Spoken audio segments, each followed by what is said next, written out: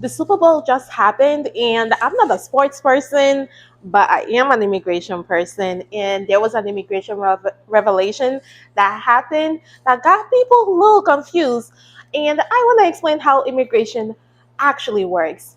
And if you know what I'm talking about, go ahead and put it in the comments. I'm going to give you a minute. Mm. Yeah, it's Cardi B's uncle being deported. Let's talk about it. I am U.S. immigration attorney Lilian Chukwurah, and I help my clients get green cards and citizenships for themselves and their families using the U.S. immigration law system.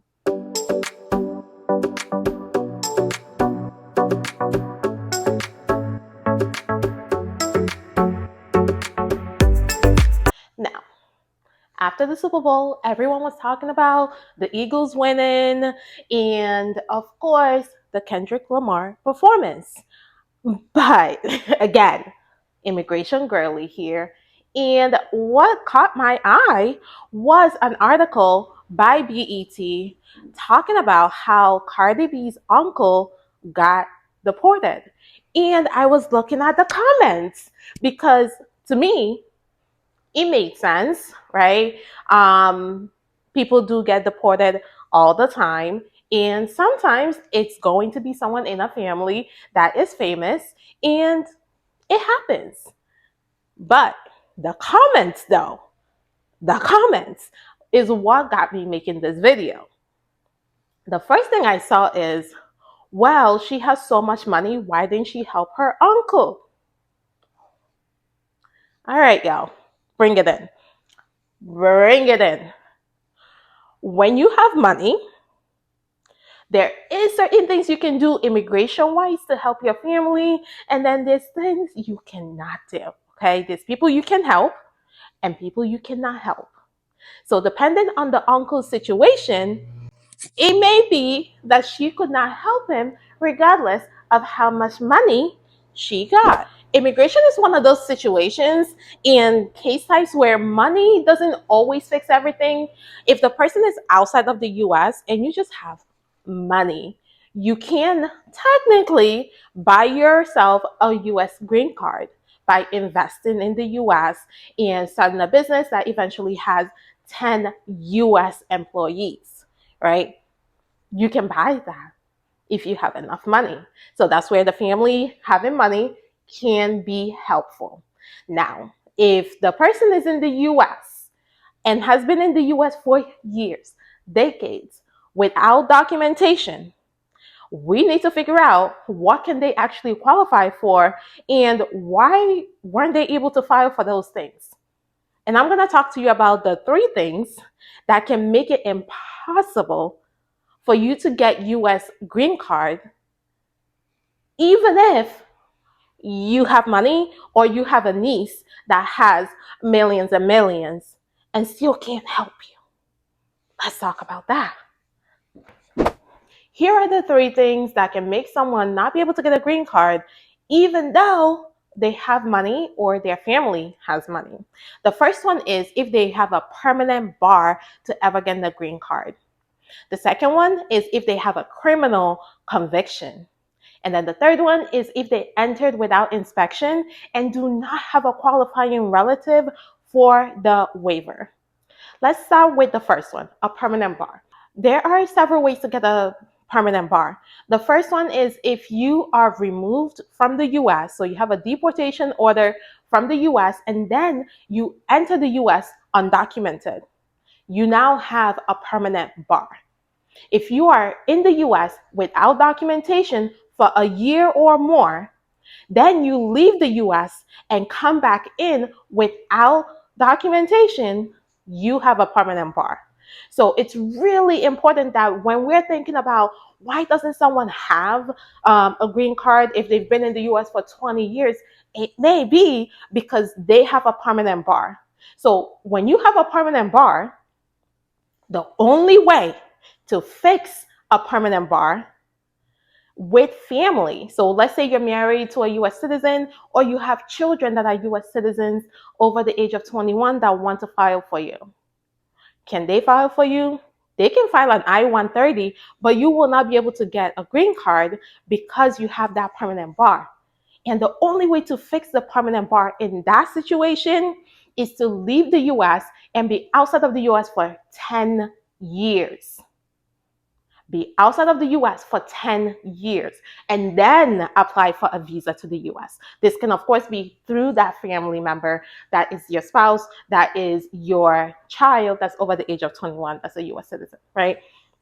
So that's really important to keep in mind, because when we see people, we don't know what their situation is if they have a permanent bar. So before we start judging Cardi and people in her situation, let's know the facts first. Remember, we do not know if he has any of these in his immigration history, and that may be the reason that he is deported and not here in the US. Now, if you're in the US and you have a permanent bar, there are certain types of cases that can waive a permanent bar, right? A T visa and a U visa can waive a permanent bar. A VAWA case can only waive a permanent bar if the reason you illegally re-entered the US is because of the abusive relationship. And if you can tie your return to the US to that relationship, you may be able to get that permanent bar waived if you have a VAWA case. The next thing is if the person entered without inspection and they need a qualifying relative for a 601A waiver and they don't have one, right? If they don't have a qualifying relative for a 601A waiver, they will not be able to get a green card. Even if you have all the money in the world, you would not be able to get a green card if you do not have a qualifying relative for the waiver. So who's a qualifying relative for a 601A waiver? Spouse that's a US citizen or permanent resident, or a parent that's a US citizen or permanent resident. So if the person is in the US, they do not have a spouse and they do not have a parent that's a US citizen or permanent resident, again, once you overstay a visa or you enter the US without inspection, your options get very limited. And now, if you don't have a qualifying relative to file that waiver and eventually get your green card through them, you are now still in a situation like someone that has a permanent bar that you're not able to actually apply for a green card because you are not able to apply for that waiver. Now, if you are in the US and you do not have a qualifying relative, but you fit into one of these, you may be able to still get the visa, still get the green card without needing a 601A waiver. And the categories are U visa, T visa, and VAWA. Although VAWA cases are based on your marriage to a US citizen or abused by a US citizen parent, things like that, you would not need a waiver because it is already built into the whole process, and you will not need an additional waiver for your entering without inspection for a VAWA case.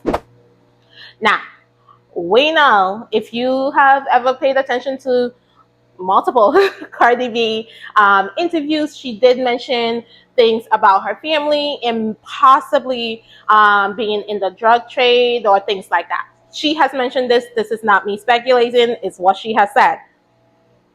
Don't come for me. All right.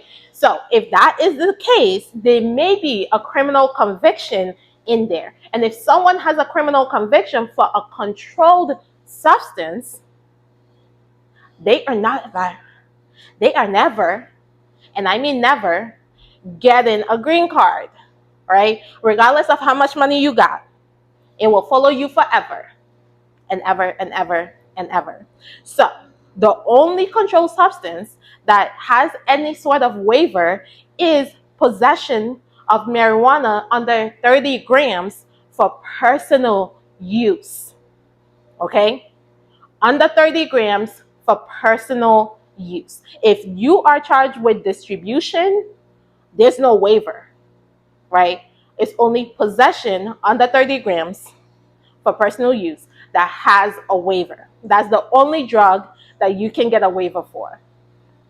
So if you are convicted of possession of cocaine or anything like that, you're not getting a waiver. If you are convicted of distribution, intent to distribute, things like that, you are not getting a waiver. And it does not matter how much money you got, you are not getting a waiver because no waiver exists for controlled substances. And it is going to follow you around the whole time that you are in the US. Sometimes people can qualify for cancellation of removal.